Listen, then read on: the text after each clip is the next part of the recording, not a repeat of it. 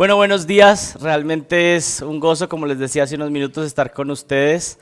Estamos acá en este estudio de la tercera carta de Juan y dirigido de manera especial para los jóvenes de nuestra iglesia. Así que vamos a estar estudiando este libro que está lleno de tesoros espirituales. Muchas veces por ser una carta pequeñita, a veces como que la ignoramos, pero tiene muchísima riqueza de parte del Señor y particularmente voy a tratar de aplicarlo para ustedes que están jóvenes, que están en un momento de sus vidas donde tienen que tomar muchas decisiones y que la palabra de Dios lo utilice para guiarles. Así que vamos a comenzar con una pequeña oración pidiendo al Señor que nos ilumine y nos permita comprender la palabra y vayan buscando la tercera carta del apóstol Juan ahí en sus Biblias. Pero oremos. Señor, te doy gracias una vez más por tu bondad y misericordia. Gracias por permitirnos estar aquí como hemos estado orando. Gracias por tu palabra, Señor, que es verdadera, que es fiel. Y te pedimos, Señor, que en tu gracia nos ilumines, nos instruyas, nos permitas, Señor, comprender más de lo que es tu voluntad para nuestra vida y que sigas obrando en medio de este grupo de jóvenes. Te pido esto en el nombre de Jesucristo. Amén. Martín Lutero una vez dijo lo siguiente: Dios no necesita de tus buenas obras, pero el hermano que tienes al lado sí las necesita. Y realmente esta es una declaración profunda porque muchas veces pensamos que las buenas obras son algo que tal vez puede impresionar a Dios, pero realmente las buenas obras son algo que Dios aún ha preparado de antemano para nosotros. Él cuando salva a alguien, lo transforma, lo cambia, pero también le permite tener la capacitación para poder agradar a Dios y poder mostrar esa fe que tiene en Dios a través de la manera en que se conduce con las demás personas. Así que Dios realmente no necesita nuestras buenas obras, pero aquellos que están a nuestro alrededor sí las necesitan. Y Dios en su gracia nos transforma para que podamos mostrar el amor que le tenemos a Él a través del amor que mostramos a las personas que están a nuestro lado. Juan Calvino lo dijo de la siguiente manera: no podemos separar a Dios de nuestro prójimo. Si deseamos amar y servir a Dios, debemos amar y servir a nuestro prójimo. Así que aquí podemos comenzar con esta base que va a ser la base de todo nuestro estudio en esta mañana. Y es que si dices que realmente amas a Dios, eso se tiene que ver reflejado inevitablemente en la forma en cómo tratas a las personas que están a tu alrededor. Una premisa básica pero fundamental. No puedes desconectar la forma en que tratas a otros, en cómo te conduces con los demás, en tu relación con Dios. Están directamente conectados. Esta ha sido la marca característica de todo verdadero cristiano a través de la historia de la iglesia. Si amas a Dios, debes amar a tu prójimo. Eso fue enseñado en el Antiguo Testamento, en Deuteronomio capítulo 6, versículo 5, y es reafirmado en el Nuevo Testamento en Mateo 22, 37. Los discípulos entendieron que esa fue la instrucción en la iglesia primitiva, y hoy vamos a ver las señales de un cristiano que realmente está mostrando que ama a Dios y lo refleja en la manera en que se conduce con otras personas. Realmente hay un énfasis acerca de este tema en la tercera carta de Juan. Así que les pido que vayan ahí con sus Biblias y vamos a mirar una especie de introducción inicial en este primer mensaje acerca de la tercera carta de Juan. Lo primero que debemos enfatizar es quién es el autor. Bueno, el autor es el apóstol Juan. Todos conocemos a Juan, sabemos que fue el escritor del Evangelio de Juan, el escritor de 3 cartas, primera, segunda y tercera de Juan, y el autor de Apocalipsis. Así que este es un hombre que tiene una prominencia en las escrituras, escribe gran parte del Nuevo Testamento, y si ustedes han leído los evangelios saben que pues fue un discípulo, no solamente parte de los 12 discípulos del Señor Jesucristo, pero parte del grupo más pequeño y cercano al Señor Jesús, que era un grupo de 3, pero no solamente, dentro de ese grupo de 3, Juan era el discípulo que él mismo se consideraba el discípulo amado, el que se recostaba en el pecho del Señor Jesucristo. Así que este es un discípulo cercano y él es el autor de esta carta que estamos estudiando. Si ustedes quieren tener un bosquejo de la carta, se puede dividir en 3 partes. Tercera de Juan se puede dividir en 3 partes. Del versículo 1 al versículo 8 está el reconocimiento de Gallo. Del versículo 9 al versículo 10 está la reprensión a un hombre llamado Diótrefes. Y del versículo 11 al versículo 15 está el ejemplo de Demetrio y la despedida final. Dice así, tercera de Juan: el anciano a Gayo, el amado, a quien amo en la verdad. Amado, yo deseo que tú seas prosperado en todas las cosas y que tengas salud, así como prospera tu alma. Pues mucho me regocijé cuando vinieron los hermanos y dieron testimonio de tu verdad, de cómo andas en la verdad. No tengo mayor gozo que este, el oír que mis hijos andan en la verdad. Amado, fielmente te conduces cuando prestas algún servicio a los hermanos, especialmente a los desconocidos, los cuales han dado ante la iglesia testimonio de tu amor, y harás bien en encaminarlos como es digno de su servicio a Dios para que continúen su viaje, porque ellos salieron por amor del nombre de Él, sin aceptar nada de los gentiles. Nosotros pues debemos acoger a tales personas para que cooperemos con la verdad. Yo he escrito a la iglesia, pero Diótrefes, al cual le gusta tener el primer lugar entre ellos, no nos recibe. Por esta causa, si yo fuere, recordaré las obras que hace parloteando con palabras malignas contra nosotros. Y no contento con estas cosas, no recibe a los hermanos, y a los que quieren recibirlos se los prohíbe y los expulsa de la iglesia. Amado, no imites lo malo, sino lo bueno. El que hace lo bueno es de Dios, pero el que hace lo malo no ha visto a Dios. Todos dan testimonio de Demetrio, y aún la verdad misma da testimonio también de él. Y también nosotros damos testimonio, y vosotros sabéis que nuestro testimonio es verdadero. Yo tenía muchas cosas que escribirte, pero no quiero escribírtelas con tinta y pluma, porque espero verte en breve, y hablaremos cara a cara. La paz sea contigo. Los amigos te saludan. Saluda tú a los amigos, a cada uno en particular. O como dice la Biblia de las Américas, salúdalos a cada uno por nombre. Leí la Reina Valera y vamos a estar estudiando el pasaje también desde la Biblia de las Américas, para los que ustedes tienen ahí. Así que, ¿cuál es el bosquejo? Del 1 al 8, el reconocimiento de Gayo. Este reconocimiento de este hombre fiel que vamos a estudiar en detalle. Luego del 9 al 10 tenemos la reprensión de un hombre llamado Diótrefes, y del 11 al 15 tenemos el ejemplo de Demetrio y una despedida. Así que vamos a hacer un recorrido panorámico por estas secciones. Miremos la primera sección, y ustedes ahí pueden estar viendo seguramente en una sola página de sus Biblias, pero del versículo 1 al 8, Juan realiza una serie de elogios y expresiones positivas dirigidas a Gayo, quien es un discípulo fiel del apóstol Juan. Gayo es presentado como un cristiano ejemplar. Y aquí es lo primero que podemos ver. Este es un referente de lo que es un cristiano verdadero, un cristiano ejemplar. Es llamado Gayo. ¿Qué se dice acerca de este Gayo? En el versículo 1 se declara que Juan ama verdaderamente a este hombre. Hay un amor profundo, hay un amor cercano. Este es un hijo en la fe de Juan. En el versículo 2 dice que Juan ora constantemente por su prosperidad y por su bienestar. Posiblemente está orando por la salud de Gayo. Y en el versículo del 3 al 8 expresa gran alegría por el testimonio que Gayo tiene. Muestra, mira, la manera en que tú te conduces está siendo de tanto testimonio que aún otras personas fuera de la iglesia están conociendo de tu fidelidad, de tu fe. La manera en cómo tú te conduces está siendo de ánimo para otros. Realmente eso es unos elogios y unas palabras de ánimo muy grandes de parte del apóstol Juan. Ahora miremos la segunda sección. Desde el versículo 9 y hasta el versículo 10, Juan entonces pasa de elogiar a Gayo y empieza a dar una reprensión a un hombre que se llama Diótrefes. Y aquí lo que tenemos es el primer contraste. Esta carta es una carta de contrastes. Alguien ejemplar, alguien que es digno de ser reprendido, y otra vez alguien que es ejemplar. Es como se maneja la carta en estas tres secciones. Juan empieza a mostrar actitudes negativas de un hombre que se llama Diótrefes.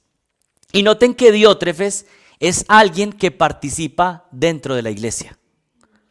O sea, este es un hombre que está dentro de la iglesia visible. Diótrefes está ahí en medio de los otros creyentes. Está ahí seguramente ministrando cerca a Gayo. Hay un hombre que es ejemplar, pero tenemos un hombre que es completamente reprensible. Y están en la misma congregación, o al menos en congregaciones cercanas, porque él les manda esta instrucción a Gallo, sabiendo que este hombre seguramente estaba cercano. ¿Qué más pasa con este hombre? Miren el versículo 9. Le gusta ser el primero mostrando su orgullo. Esta es la primera característica de Diótrefes. El orgullo lo consume y tiene el deseo de ser visto como el primero. Esa es la primera característica en el versículo 9. Al final del versículo 9 hay otra característica de este hombre. Rechaza la autoridad. No le gusta estar bajo autoridad. Rechaza la autoridad apostólica. No solamente quiere ser el primero, sino que rechaza la autoridad aún del apóstol Juan. ¿Qué más? Miren en el versículo 10. Hace acusaciones mentirosas. Hace acusaciones mentirosas. Así que tenemos un hombre orgulloso que siempre quiere buscar. El primero es el que cuando pone la foto quería salir de primero delante de todos. Quería poner a otros debajo para él ser exaltado.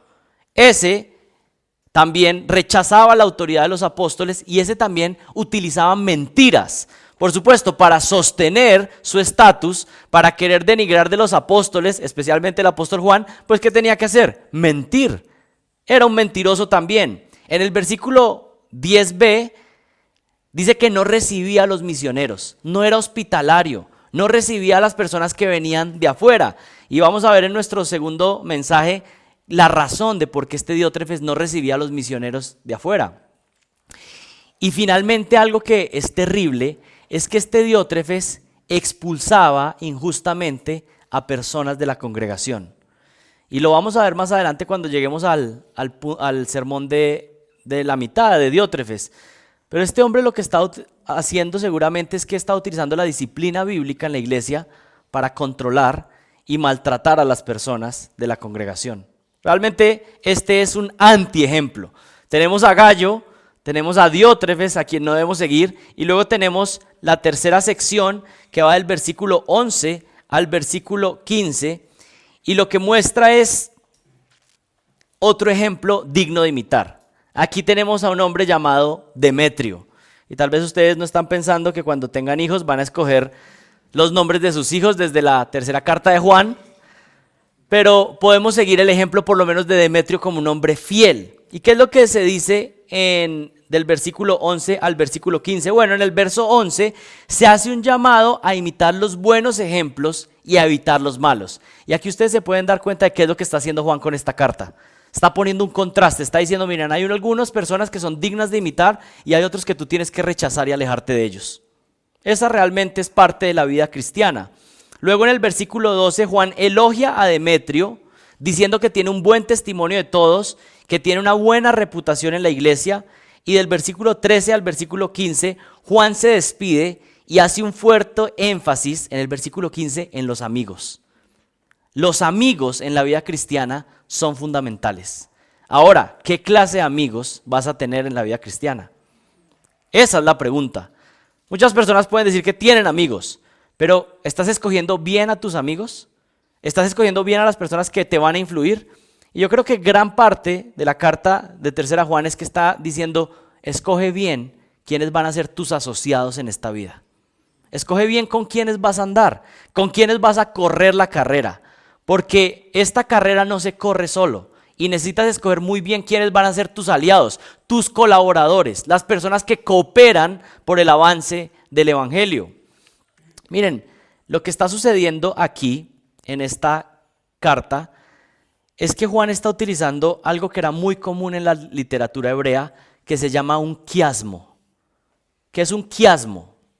Un quiasmo es donde se ponen verdades paralelas y luego en el centro se deja algo que se quiere resaltar. Si lo pusiéramos en términos conocidos para nosotros, es como un sándwich, ¿sí? Donde están las tapas del pan y en el centro está la carne. Todo es importante, el pan es importante en un sándwich o pensemos en una hamburguesa, pero realmente nadie quisiera que le dieran la hamburguesa sin la carne del centro, porque es un modelo que se utiliza en el Antiguo Testamento y en algunos pasajes del Nuevo Testamento, donde el autor está poniendo verdades paralelas y está poniendo su foco en el centro. ¿Cuál es el centro de la instrucción de Tercera de Juan? Está poniendo el ejemplo de Gallo, está poniendo el ejemplo de Demetrio y en el centro está diciendo evita completamente a Diótrefes. Ese es el punto. Y cuando vemos la estructura de la carta, entonces podemos entender realmente lo que nos quiere comunicar y diciendo presten atención, estén alertas, sigan estos ejemplos, pero eviten completamente esto. Esto es completamente peligroso para que ustedes sean Diótrefes, pero también tengan cuidado de asociarse y ser influenciados por personas que son como Diótrefes. Así que en este primer mensaje vamos a ver la primera sección. Vamos a ver la primera sección, que cubre ¿qué? Del versículo 1 al versículo 8. Esta carta es tan pequeña que solamente tiene un capítulo. Vamos a ver del versículo 1 al versículo 8. ¿Qué es lo que hace el Evangelio? El Evangelio nos lleva a amar la verdad y a manifestarla en amor por Dios y por nuestro prójimo. Pero ¿saben qué hace el orgullo? Nos lleva a rechazar la verdad, a rebelarnos en contra de Dios y a no tener amor por nuestro prójimo. Yo creo que es una forma de cada uno de evaluarse. ¿Amo a Dios? Eso se refleja en un amor por la verdad. Eso se refleja en una manera en que me conduzco con la verdad. Pero principalmente, si ustedes quieren ver cómo está su relación con Dios, vean cómo está la relación que ustedes tienen con los que están a su alrededor. Lo que manifiestan ustedes principalmente es amor hacia los que están a su alrededor. Porque es muy fácil decir que yo amo a Dios, porque no lo veo, porque no hay forma de expresarle de manera, digamos, física mis afectos. Pero Dios dice, ¿quieres expresarlo de manera externa? Entonces tienes que expresarlo con los que están alrededor. Y principalmente hace un énfasis con aquellos que están dentro de la iglesia, con aquellos que son tus hermanos en Cristo. Así que comencemos. Vamos a ver esta primera sección del versículo 1 al versículo 8 y vamos a ver algunas características de un creyente ejemplar que vale la pena imitar, que vale la pena también acercarse a esta clase de amigos, pero cada uno de ustedes poder decir, yo soy esta clase de creyente. Número 1, veamos la prioridad de los discípulos, que es su alma. La prioridad de un discípulo de Cristo es su alma. Con esto lo que estoy diciendo es que la prioridad de aquellos que siguen a Dios verdaderamente es su interior y no tanto lo exterior. Miren el versículo 1. El anciano al amado Gallo, a quien yo amo en verdad. Amado, ruego que seas prosperado en todo, así como prospera tu alma, y que tengas buena salud. ¿Cuál es el énfasis aquí en este primer versículo? El énfasis de un creyente verdadero, de un cristiano verdadero, es su alma.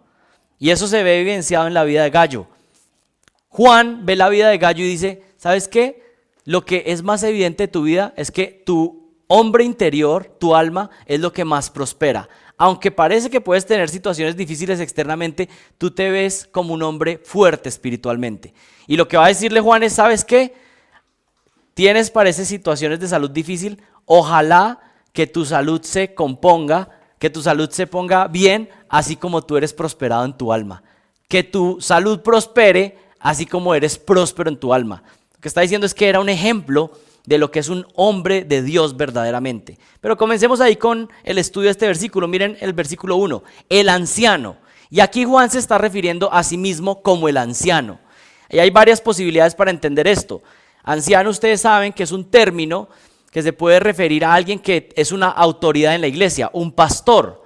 Pero aquí con Juan yo creo que está haciendo referencia tanto a que él es la autoridad de un pastor, un anciano que había sido de bendición en la vida de Gallo, pero también está hablando de su edad. Estamos hablando de que Juan posiblemente está cerca a los 90 años y entonces piensen esto, es un anciano en el término de la palabra porque es un pastor en la iglesia, pero literalmente es un anciano sabio. Pero no es cualquier tipo de anciano en la iglesia. Pónganse en los zapatos de alguien en la iglesia temprana.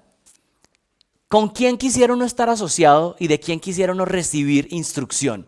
Pues de uno de los apóstoles que estuvo con el Señor Jesucristo directamente. Y no solamente con uno de los apóstoles, sino con Juan, que estuvo cercano y que pudo ver la resurrección. Así que este hombre está diciendo el anciano, y esto tiene un peso grande. Está diciendo que él es Juan el apóstol, no de una manera jactanciosa, pero seguramente así era conocido. Es posible que así fuera conocido dentro de sus discípulos, el anciano, teniendo todo el peso de lo que esa palabra significa. Y él es el que le está escribiendo esta carta directamente a uno de sus discípulos llamado Gallo. Todos necesitamos en nuestra vida uno o varios ancianos para que nos mentoreen. Miren, este gallo tenía un privilegio grande, que su mentor fuera el apóstol Juan. Y yo creo que todos ustedes necesitan buscar ancianos, personas más maduras que les puedan instruir en la fe, que puedan mentorearles. Yo particularmente he buscado en mi vida personas que me puedan mentorear, personas que van más adelante que yo en temas de la familia, en temas del ministerio. Intencionalmente soy yo quien me acerco buscando eso. Y es una invitación para todos ustedes que puedan ser como Gallo, teniendo una relación con un mentor, con un hombre mayor, con una mujer que les puede mentorear y guiar. Aquí tenemos a este hombre, el anciano, pastoreando a su discípulo Gallo. Y aquí este es un término afectuoso, es de alguna manera como un padre espiritual. Y cada uno de nosotros necesitamos lo mismo. Pero miren lo que continúa diciendo el versículo 1. El anciano al amado Gallo, a quien yo amo en verdad. Y aquí muestra que esta relación entre Juan y Gallo no era una relación, digamos, distante, sino que Juan dice, este es un discípulo que yo amo en verdad. Este es un hijo espiritual. Es posible que Juan haya sido parte de lo que Dios utilizó para que este hombre viniera a nacer de nuevo. Y es un hijo espiritual. Y Juan lo ama en verdad. Miren, hay varios versículos donde Juan repite que Gallo es amado. Miren el versículo 1, miren el versículo 2, miren el versículo 5 y miren el versículo 11. Repite 4 veces en esta carta pequeña, Gallo el amado. Y qué bendición, esta es una relación cercana, una relación de alguien que es amado por Dios, pero que también es amado por la iglesia en general, por su testimonio, pero particularmente por ese que era su líder espiritual, era amado profundamente. Y le dice una y otra vez, y estoy convencido, miren, hoy en día hay personas que utilizan los términos bíblicos para referirse, entonces, amado, ¿sí? Y hablan como una manera así como digamos, que a veces uno dice, pues sí será verdad, pero solo es como que esa es la forma en que te refieres. Pero aquí Juan no está utilizando este término como esta es la manera en que nos referimos a otros, como amado hermano, no, sino como le está diciendo, yo tengo un amor profundo por ti, Gallo. Ha instruido su vida y ahora pues le demuestra ese amor también con palabras. Ahora, ¿quién es Gallo? ¿Quién es ese Gallo? Bueno, no tenemos mucha información, pero seguramente era un líder importante en la misma congregación de Diótrefes, o al menos en una congregación cercana. ¿Y por qué pensamos que Gallo tiene liderazgo? Porque pues Juan le está dando instrucciones y le está diciendo, mira, esto es lo que tienes que hacer cuando lleguen nuevos misioneros ahí a la ciudad. Pues este es un hombre que seguramente tenía influencia. Está dirigiendo la carta a él, pero también le da instrucciones ministeriales. Si Gallo no tuviera alguna relevancia en el ministerio o fuera un líder espiritual, pues seguramente Juan no le estaría dando instrucciones de lo que se tiene que hacer en la iglesia. Así que Gallo, por lo menos sabemos que es un hombre fiel, que el apóstol Juan ama y que es un líder en la iglesia. Miren lo que dice el versículo 1. El anciano al amado Gallo, a quien yo amo en verdad. Y aquí el énfasis no es que Juan ama verdaderamente a Gallo, lo cual es cierto, pero el énfasis es que Juan ama a Gallo basado en su conexión con la verdad. Cuando está diciendo que lo ama en verdad, no está diciendo yo te amo verdaderamente, créeme. No, lo que está diciendo es que su amor por él está en conexión con la verdad que ambos creen. La conexión principal que hay en la amistad entre aquellos que seguimos a Jesucristo es nuestra unión con Cristo. La unión verdadera entre personas en la iglesia no se da por la forma en que hacemos convivencia, por las reuniones que hacemos de integración, no. Ustedes pueden notarlo, uno es verdaderamente cercano a alguien en la iglesia si uno está realmente conectado a Jesucristo y esa persona también está conectada a Jesucristo. Es por eso que uno puede llegar a conectarse rápidamente con otros hermanos en Cristo, aún de otras ciudades cuando uno viaja, porque si ellos están conectados a Cristo y yo estoy conectado a Cristo, la conexión es inmediata, porque hay una unión espiritual. Y aquí lo que Juan está diciendo es que yo te amo en conexión con la verdad. Aquellos que andan en la fe verdadera, creyendo en Jesucristo, que Él es la verdad absoluta, es con esos con los cuales nosotros tenemos intimidad, cercanía y amor de manera muy particular. ¿Cómo manifiesta su amor Juan por sus hermanos amados? Una de las formas que los apóstoles lo hacen y que ustedes están llamados a hacerlo es orando los unos por los otros. Miren el versículo 2. Amado, ruego que seas prosperado. ¿Ruego a quién? Pues a Dios. ¿Qué es lo que hacía Juan por aquellos que amaba? Oraba. Mire, aquí pongamos una prueba sencilla. ¿Tú dices que tienes amigos aquí dentro de este grupo? ¿Has orado alguna vez por alguno de ellos? Bueno, eso muestra el tipo de calidad o de amistad que tienes. Tú oras por tus amigos en Cristo. Esos son amigos verdaderos. Si tienes personas con las que sales, te ríes un rato y tal vez puedes hablar de temas que no tienen nada que ver con el Señor y eso es lo que más caracteriza la amistad, bueno, ahí puedes mostrar qué tipo de amistad tienes. Pero una amistad verdadera va a ser una amistad en la cual oran los unos por los otros. Esta amistad no solamente es de palabras, sino que es de hecho. Y el hecho principalmente es que oro por ti, yo ruego por ti. Constantemente mi amor está siendo demostrado en que oro. ¿Por quiénes oramos constantemente? Por las personas que más amamos. Eso es verdadero. Y si ustedes nunca lo habían pensado, sí, por los amigos también hay que orar. Son nuestros compañeros de batalla. Son nuestros compañeros de la fe y necesitamos orar unos por otros. Si ustedes me preguntan quién es mi mejor amigo, pues mi mejor amigo es Juli, realmente. Y yo oro por Juli todos los días. Pero tengo también otros amigos que son cercanos en el ministerio. Y también oro por ellos según el Señor va mostrando, según hay una necesidad. Pero oro para que el Señor les ayude a crecer en el ministerio. Personas que yo estoy ayudando a crecer, oro por ellos para que el Señor les guarde, para que puedan crecer. Esa es una tarea de verdaderos amigos, orar. Y mire lo que Juan hace. Amado, ruego porque seas prosperado en todo, así como prospera tu alma, y que tengas buena salud. Y ya la mayoría de ustedes que están en la iglesia, creo que todos, han escuchado los mensajes que he dado en Efesios. Y recuerdan lo que Pablo hace por sus discípulos, ¿qué hace? Ora insistentemente. Pero Pablo tiene un énfasis en orar por el hombre interior, por el alma. Aquí Juan no es que está descuidando el alma, pero está haciendo algo particular. Está diciendo, este es un hombre de Dios, su alma está sana, pero tal vez está pasando por dificultad en algo externo. Y le dice, ¿sabes qué? Yo oro, pero para que así como tu alma está fuerte, tu cuerpo también esté fuerte. Pero qué bendición que alguien pudiera orar eso por nosotros. Tú estás tan bien espiritualmente que le pido al Señor que también tenga misericordia en la parte externa, en tu salud. La prioridad de todo discípulo verdadero que anda en la verdad es su alma, su hombre interior. Un amor genuino por Dios desde el interior y una lucha contra el pecado desde lo más íntimo. Y yo creo que eso es lo que se refiere Juan cuando dice que así como su alma prospera, así como su alma está creciendo, es una forma de decir que el alma, el hombre interior de Gallo era fuerte. Era un hombre que era espiritualmente fuerte. Ahora Juan lo que pide es que externamente también Dios muestre su bendición. Esa parte interior es la prioridad de los discípulos verdaderos y ahí es donde Gallo tenía el énfasis de su vida. Sin embargo, vemos que Juan nos enseña que orar por la prosperidad en sí mismo no es pecaminoso. Eso es lo que está diciendo este pasaje. Juan está orando por la prosperidad física de Gallo. Así que orar por la prosperidad no es necesariamente pecaminoso. ¿Y por qué tengo que hacer esa aclaración? Porque tal vez algunos de ustedes, muchos de ustedes, vienen de contextos donde la prosperidad física era más importante que la prosperidad del alma. Y entonces, ¿cuál es la tendencia del ser humano? Estamos en un error, entonces vayámonos al otro error.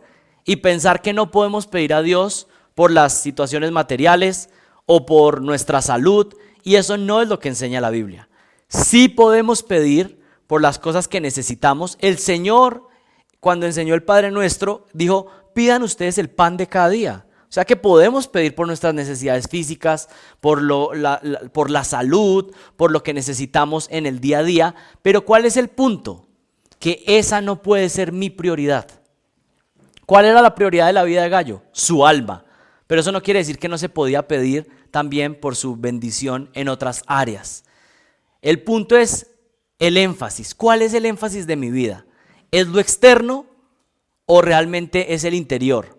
¿Es que yo estoy creciendo espiritualmente? Bueno, ese realmente es el punto. Juan desea que Gallo tenga lo suficiente para sus necesidades, que tenga casa, que tenga alimento, que tenga salud. Juan tiene un amor por su hermano en Cristo y quiere que sea prosperado en todo. Y a veces nosotros, por el temor al evangelio de la prosperidad, hemos pensado que es erróneo pedir por la provisión o que la prosperidad material en sí misma es mala. Y eso es incorrecto. ¿Saben qué? El problema está en nuestro corazón, en cuál es la prioridad. Así que podemos pedir por estas cosas, pero en su debida proporción. Lo que tiene que sobresalir en nuestra vida, en nuestras oraciones, en todo lo que practicamos es principalmente oro por mi hombre interior, por cómo estoy espiritualmente, por mi obediencia al Señor, por mi santificación. Eso es prioritario, eso es lo prioritario. Miren lo que dice el versículo 2. Amado, ruego para que seas prosperado en todo, así como prospera tu alma y que tengas buena salud. Aquí lo revelador es que justamente el alma de Gayo era lo destacable. Gayo era un discípulo ejemplar entre otros creyentes, seguramente un hombre maduro, amoroso, fiel en la iglesia, y Juan está diciendo: quisiera que tu salud física fuera así de fuerte como eres de fuerte espiritualmente. Así que lo primero que necesitamos cultivar en nuestra vida cristiana es cultivar nuestra alma. Es el ejemplo que estamos recibiendo aquí de este Gayo. Número dos, veamos el andar de los discípulos verdaderos, que es un andar en la verdad. El andar de los discípulos verdaderos es un andar en la verdad. Ya vimos en el primer punto que la prioridad de los discípulos verdaderos es su alma. Ahora veamos que el andar de los discípulos verdaderos es andar en la verdad. Miren el versículo 3. Pues me alegré mucho cuando algunos hermanos vinieron y dieron testimonio de tu verdad. Esto es, de cómo andas en la verdad. Repite verdad y verdad varias veces, así que es una palabra clave. Ya lo ha dicho anteriormente. Pero lo que Juan está diciendo es: Gayo, me causa mucha alegría porque cuando alguien me habla de ti, siempre me habla que estás andando en la verdad. Es lo que está diciendo Juan. Siempre que viene un reporte acerca de ti, Gayo, siempre me dicen que eres un hombre fiel, que está andando en la verdad. ¿Y qué significa esto? Que crees la verdad que se ha enseñado, pero no solamente que crees intelectualmente la verdad, sino que andas en la verdad. Y miren, esto es hermoso. Yo recuerdo siempre Michael, cuando está haciendo una entrevista de membresía, les dice a las personas: ojalá que tú puedas ser una oveja que cuando pensemos en ti, todo sea como: ¡ay, qué bendición este hermano! Porque hay ciertas personas que a veces es como, cuando piensas en alguien, no es como: ¡ay, qué bendición este hermano!, sino es como: ¿con qué rollo viene esta persona ahora? ¿Sí? Pero aquí lo que tenemos de Gayo es que siempre el reporte que había era: Gayo es una bendición para la iglesia. Siempre cuando vienen otras personas, él los recibe con mucho amor y con mucho afecto. Siempre cuando venían misioneros y volvían con el reporte al apóstol Juan, es como: mira, allá en esa iglesia hay un hombre que se llama Gayo y este hombre es fiel. Bueno, Juan lo conocía y simplemente estaba reafirmando lo que él conocía de este discípulo. Podemos entender entonces este versículo de la siguiente manera. Miren el versículo 3. Pues me alegré mucho cuando algunos hermanos vinieron y dieron testimonio de tu verdad. ¿Qué significa esto de que dieron testimonio de tu verdad? Bueno, tú eres un hombre de buen testimonio, un testimonio genuino. Y cuando habla de la verdad de Gayo, ¿a qué se refiere? Bueno, hay dos posibilidades o dos formas de entender esto. Gayo andaba en la verdad, que significa que había creído en el evangelio de Jesucristo, que es la verdad. La segunda forma de verlo es que Gayo andaba en la verdad en el sentido de que su vida era consistente con lo que decía creer. Bueno, yo creo que las dos cosas son compatibles. Gayo había creído la verdad y vivía según la verdad. Los dos elementos están conectados. Crees la verdad de Dios y vives de una manera correspondiente. Si dices que crees la verdad pero no andas en la verdad, pues no es consistente. Este Gayo era un hombre que creía la verdad, pero se veía manifestado en la manera en que vivía.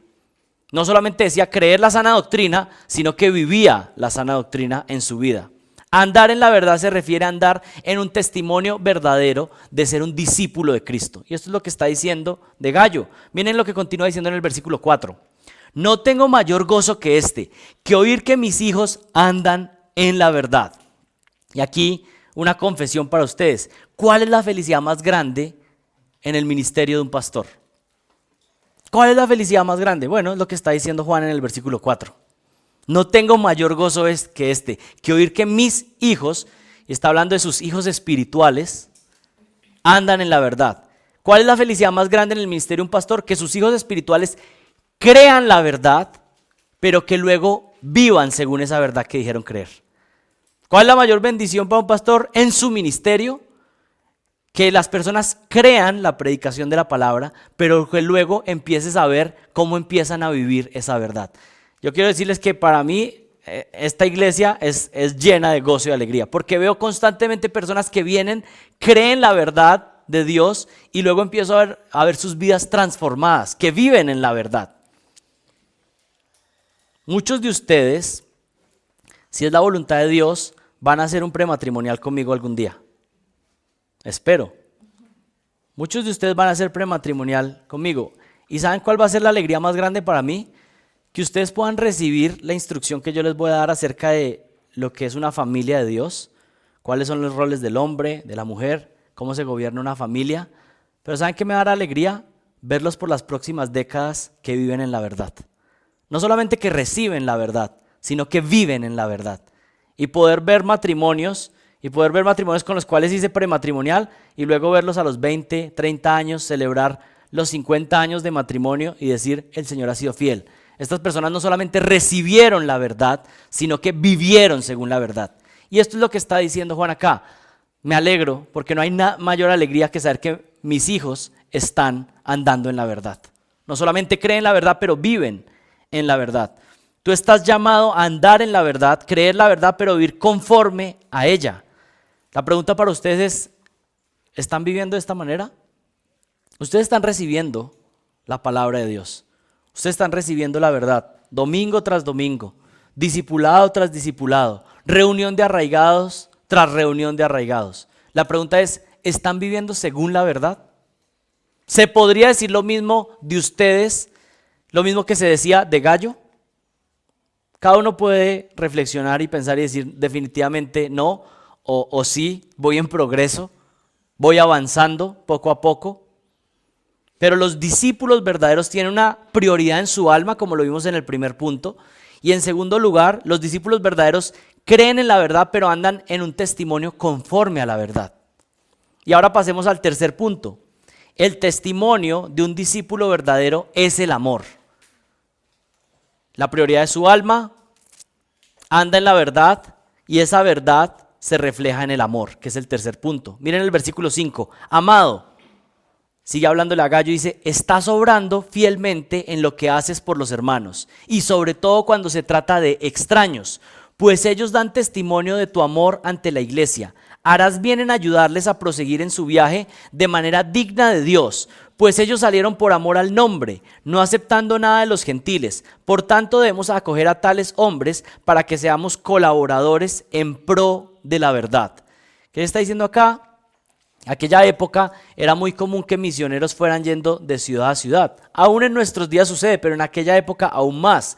Y era sumamente necesario que la comunidad de fe, que la iglesia acogiera a aquellos que venían de paso, que venían a hacer un ministerio en esa ciudad o que iban de paso para otro lugar. Y estos tenían que mostrar hospitalidad. Y miren, la recepción y la hospitalidad de personas que venían de otra ciudad era algo común en la época. Si hay una persona que no tiene su casa en cierto lugar y viene a otra ciudad, pues alguien lo hospeda.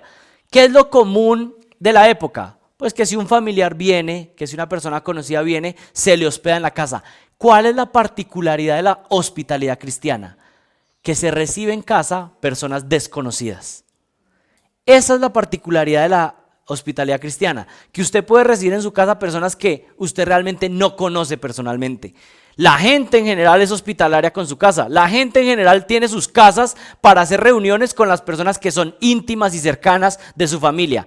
Pero la vida cristiana abre las puertas de la casa a personas que ni siquiera conoce. Y justamente es a través de la hospitalidad que empieza un conocimiento íntimo de ciertas personas.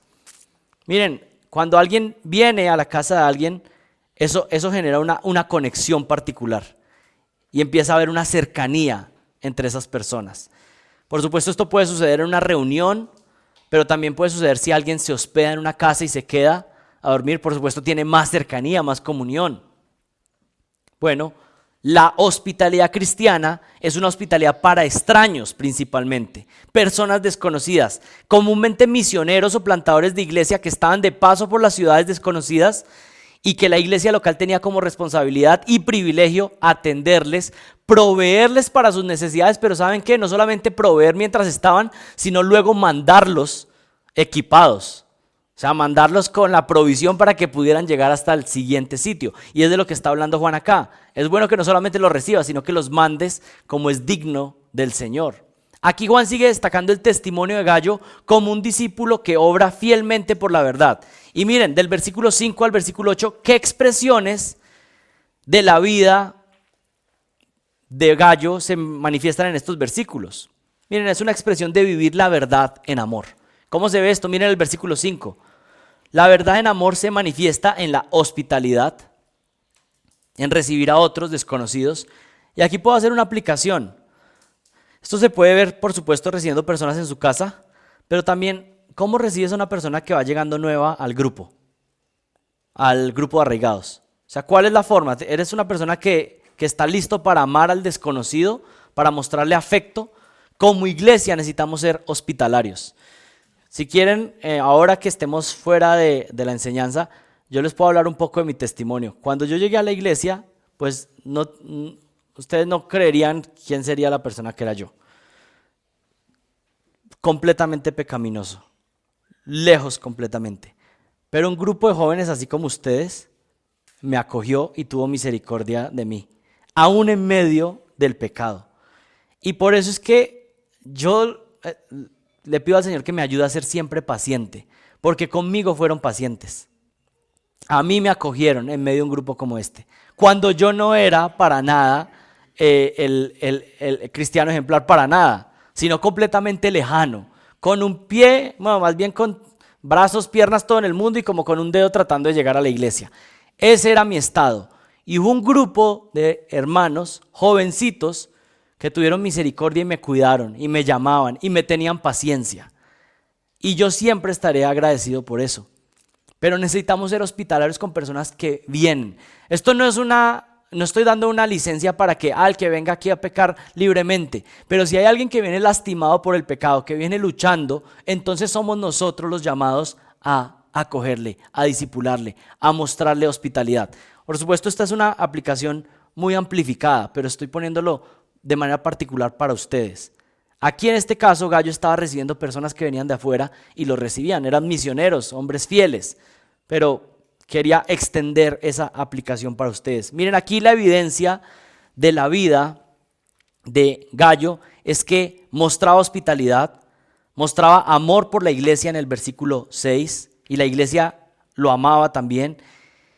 Y la verdad en amor era manifestada con el apoyo a colaboradores de ministerio, del versículo 6 al versículo 8. Este era un hombre que tenía su vida entregada para servir a los hermanos en la fe.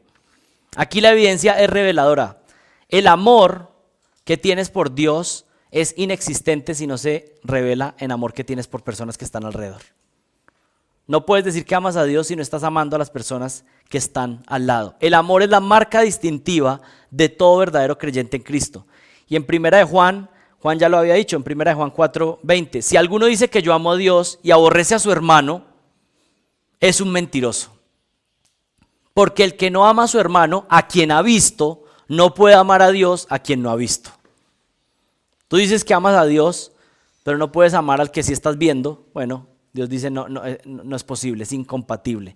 Miren el versículo 5, ahí en tercera de Juan. Amado, estás obrando fielmente en lo que haces por los hermanos y sobre todo cuando se trata de extraños.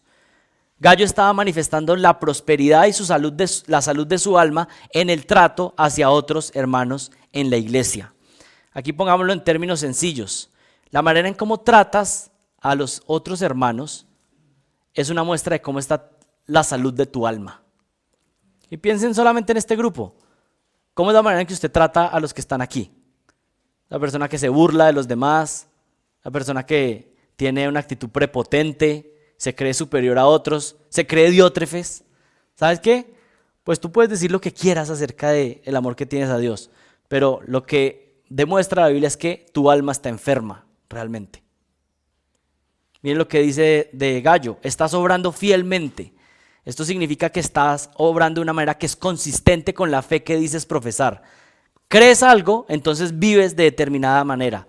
Lo que tú dices que crees es evidente en la manera en que vives. Estás obrando fielmente. Miren el versículo 5. Amado, estás obrando fielmente en lo que haces por los hermanos y sobre todo cuando se trata de extraños. Y aquí ya lo hemos enfatizado, pero Gallo no solamente mostraba amor por aquellos que eran cercanos a él, sino que amaba a todo aquel que amara a Cristo. Si era uno que amaba a Cristo, entonces Gallo lo amaba. ¿Quiénes eran los amigos de él? Los que amaban al Señor Jesucristo. Pongámoslo en otros términos. ¿Quiénes eran los amigos de Gallo? Los amigos del Señor Jesucristo. ¿Quiénes eran estos extraños? Bueno, hermanos cristianos que estaban de paso, pero principalmente pastores y misioneros que estaban enseñando la palabra y que necesitaban ser acogidos. Miren el versículo 6. Pues ellos dan testimonio de tu amor ante la iglesia. Es decir, estos misioneros, cuando luego daban reporte, decían que Gallo era un hombre fiel. Nosotros tenemos la oportunidad cada año, cuando tenemos Baluarte de la Verdad, que recibimos cientos de personas que vienen de otras ciudades, de otros países. Es una oportunidad de recibirlos con todo el afecto, con todo el amor, servirles de una manera especial, mostrar que realmente les amamos porque ellos están unidos a Cristo. Gallo amaba a la iglesia de Cristo porque amaba a Cristo, porque la iglesia es el cuerpo de Cristo y está unido completamente, Cristo está unido a su iglesia. Y si yo digo que amo a Jesucristo, tengo que amar a la iglesia de Cristo. ¿Sí? ¿Saben cuál es el contraste? El contraste es con Diótrefes. Miren el versículo 9 y 10. Yo he escrito a la iglesia, pero Diótrefes, el cual le gusta tener el primer lugar entre ellos, no lo recibe. Por esta causa, si yo fuere, recordaré las obras que hace parloteando con palabras malignas contra nosotros, y no contento con estas cosas, no recibe a los hermanos, y a los que quieren recibirlos se los prohíbe. ¿Cuál es el contraste de Diótrefes? No muestra hospitalidad, no muestra amor, sino que más bien rehusaba que otros vinieran. Y a los que estaban dispuestos a recibirlo, entonces ¿qué? Los castigaba, los llevaba hasta la disciplina y la expulsión de la iglesia. Bueno, un contraste completamente. Este testimonio de Gallo se estaba extendiendo a otras regiones, las personas estaban conociendo a Gallo y saben que siempre me acuerdo de Hechos 16. ¿Ustedes recuerdan en Hechos 16 cuando Pablo conoció a Timoteo? En Hechos 16 dice que llegó a Derbe y a Listra y allí estaba cierto discípulo llamado Timoteo, hijo de una mujer judía creyente, de padre griego. Y miren esto, versículo 2, del cual hablaban elogiosamente los hermanos que estaban en Listra e Iconio. Es decir, de Timoteo la iglesia hablaba elogiosamente, decían que tenía una buena reputación. Pablo quiso entonces que éste fuera con él y lo tomó y lo circuncidó por causa de los judíos que había en aquellas regiones, porque todos sabían que era de padre griego. ¿Qué fue lo que pasó? Pablo llegó a esta región y toda la gente en la iglesia como, hey Pablo, necesitas conocer a este joven. Este es un hombre fiel. Este Timoteo es firme. Claro, finalmente lo circuncidó. Algunos están pensando, bueno, pues espero que no, que yo no tenga tan buen testimonio. Pero el punto, para que sepan, no tenemos que hacer eso hoy en día con aquellos que quieren ser llamados al ministerio. En aquella época era necesario para que Timoteo tuviera acceso a ciertos lugares judíos. Pero siempre me llama la atención de la buena reputación que tenía Timoteo siendo joven. Y fue justamente esa reputación la que llamó la atención de Pablo, y entonces Pablo dijo, estos son la clase de hombres que necesitamos para ser colaboradores por la causa de Cristo. Timoteo fue seleccionado para una tarea misionera por la reputación que tenía. Su alma era la prioridad internamente, pero eso se reflejaba externamente y las personas lo conocen. Y aquí con esto estoy hablando de guardar una buena reputación, pero primero haber guardado tu alma. O sea, porque haces las cosas para el Señor, entonces externamente se refleja. Porque si simplemente estás tratando de buscar guardar una reputación externa sin guardar tu alma, hay un problema grave. Por eso primero hay que guardar el alma y luego que eso se refleje externamente en un testimonio. Yo recuerdo Henry Tolopilo nos decía una y otra vez a los seminaristas, cuiden su reputación, porque su reputación los va a acompañar a donde vayan. A donde vayan les va a acompañar. Miren el versículo 6. Harás bien en ayudarles a proseguir con su viaje de una manera digna de Dios. Harás bien en ayudarles a proseguir su viaje de una manera digna de Dios. ¿Qué es lo que significa acá? Lo que está diciendo es que él debía proveerles a esos misioneros de una manera que trajera gloria a Dios. Algunos han entendido este pasaje y yo creo que tiene razón en dales de tal manera como si le estuvieras dando a Dios mismo. Ofrenda para estos misioneros como si le estuvieras dando a Dios mismo, como si esta ofrenda es digna del Señor mismo. Es un llamado fuerte. Está diciendo, actúa con generosidad con aquellos que tienes alrededor, particularmente con estos que están en el ministerio. Gallo y por implicación todos los cristianos debemos dar generosamente para ayudar el avance del evangelio de una manera que traiga gloria a Dios. Y eso se puede ver en cómo damos a otros como si estuviéramos dando para Dios mismo. Y miren, esto hace parte del contexto de la carta. Gallo tenía que proveer para estas personas y esta era muestra de su amor. Y una vez más pensamos en lo que hemos estado hablando. No basta con decir y decir si no hacemos cosas prácticas, si no ayudamos de manera práctica. Tal vez en este momento ustedes no tienen muchos recursos, pero siempre van a poder ayudar a otros amigos en Cristo, de alguna manera, con tiempo, con consejo. Pero va a llegar un punto donde seguramente tengan más recursos o algunos ya tienen más recursos que van a poder ayudar a otras personas que están en necesidad. La Biblia dice que ¿de qué sirve que tú dices que amas a alguien, pero si ese alguien tiene necesidad y tú tienes con qué cubrir la necesidad y tú simplemente le dices, no, ¿sabes qué? Dios le bendiga. No, si tú tienes cómo proveer para la necesidad de otro, entonces tienes que hacerlo y es una muestra del amor genuino, del amor verdadero. Obviamente la Biblia tiene varias instrucciones con respecto a eso, porque dice que el que no trabaja, que no coma. Así que yo no puedo estarle dando dinero a una persona que no trabaja, que es un vago. Pero si hay alguien que está pasando por una situación difícil, compleja, y sí está trabajando, está haciendo su mayor esfuerzo, bueno, entonces tenemos que ayudar como iglesia. Pero bueno, eso es un paréntesis. Pero necesitamos mostrar el amor de manera evidente. Y esa manera de amar de esta manera, lo que está diciendo Juan acá es que cuando tú das para apoyar la misión, para apoyar a otros, estás dando directamente a Dios. Y pensando en una ilustración, no sé si ustedes conocieron de un programa de televisión donde el jefe se disfrazaba y entraba con los empleados. Y los empleados no sabían. Una gran compañía, el dueño de la compañía como que se disfrazaba y estaba con los empleados. Y miraba cómo eran los empleados en la vida real. Entonces los empleados, porque saben que el empleado cuando está el jefe, pues bien amable con el jefe, ¿cierto? Y siempre bien amable. Pero cuando estaba él ya como en medio de los empleados, se podía dar cuenta de cuáles eran los empleados que eran amables verdaderamente, que eran generosos, que podían ayudar a los otros, o cuáles eran los malos empleados. Bueno, pensando en esta ilustración, imagínense que está el jefe disfrazado en medio de los empleados y hay uno de los empleados que es bueno, es generoso, ayuda y aún el jefe disfrazado recibe algo de esa ayuda de este buen empleado. Bueno, ¿qué va a hacer ese jefe cuando salga de su actividad misteriosa? ¿Qué va a hacer? Va a recompensar a ese empleado, diciendo como este era un buen empleado. Bueno, de manera similar es lo que sucede con Dios. Dios dice que cuando hacemos algo para alguno de nuestros hermanos en Cristo, es como si se lo estuviéramos haciendo a Él mismo. El Señor Jesucristo dijo, cuando ustedes le dieron agua, bebida, comida a alguien, lo estaban haciendo a mí mismo. Y también reprendió a los que no lo hicieron y les dijo, cuando no lo hiciste a mí tampoco. Y esta es una instrucción que aparece en Mateo 25 y por ejemplo en Proverbios 19:17 dice, a Jehová presta el que da al pobre y el bien que ha hecho se lo volverá a pagar. ¿Qué continúa diciendo ahí la tercera de Juan en el versículo 7? Pues ellos salieron por amor al nombre, no aceptando nada de los gentiles. Los misioneros lo que tenían en esa época no tenían ningún apoyo de fuentes incrédulas, el sostenimiento era netamente por parte de la iglesia, así que este era un llamado de Juan a los discípulos para que continuaran siendo generosos en pro del avance del evangelio.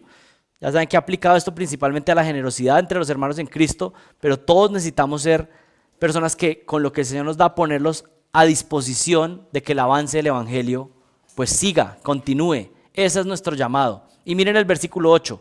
Por tanto debemos acoger a tales hombres para que seamos colaboradores en pro de la verdad.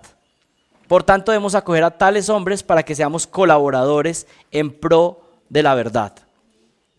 Bueno, Aquí Juan lo que está diciendo es que necesitamos acoger a aquellos que son fieles seguidores de Cristo y que esos sean nuestros amigos cercanos, a esos sean los que nosotros apoyamos, de los que también nosotros dejamos que nos apoyen. Y hay una palabra interesante con la cual quisiera ir terminando, pero miren la palabra colaboradores. La palabra colaboradores es la palabra sunergos en griego, de donde podemos tener la palabra que ustedes conocen que es sinergia, ¿sí? ¿Y qué es la sinergia? Donde varias fuerzas empujan hacia el mismo lado y generan una fuerza mayor. Lo que está diciendo Juan, que también lo enfatiza Pablo en varias partes, es que él tiene personas que hacen sinergia por el avance de Jesucristo. Estos son colaboradores, juntos, apuntando hacia la misma meta. Aquellos que hagan sinergia para el avance del evangelio, esos tienen que ser tus amigos. Y voy a ir a una aplicación más para ustedes. Personas que hacen sinergia para el avance del evangelio, con ese es con quien tú te tienes que casar.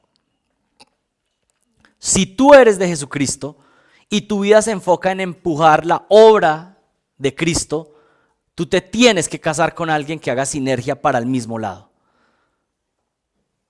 No puedes casarte con alguien que está empujando para otro lado cuando tú quieres empujar para la obra de Cristo. Aquellos que son colaboradores tienen que ser nuestros amigos más cercanos, pero por supuesto, ¿qué amigo más cercano va a tener un joven con la esposa que se casa, con el esposo que se casa? Así que necesitas saber con quién vas a colaborar el resto de tu vida. Esto es muy importante. Con quién uno va a hacer ministerio, con quién va uno a vivir su vida, es fundamental. Escoge bien. Escoge bien. Niñas, busquen un Timoteo del cual siempre tenga una buena reputación. Si lo que escuchas de alguien es que no tiene una buena reputación, aléjate de ahí. Es un peligro. Por algo no tiene buena reputación. Y cada uno de ustedes, bueno, hagan una buena reputación en el Señor.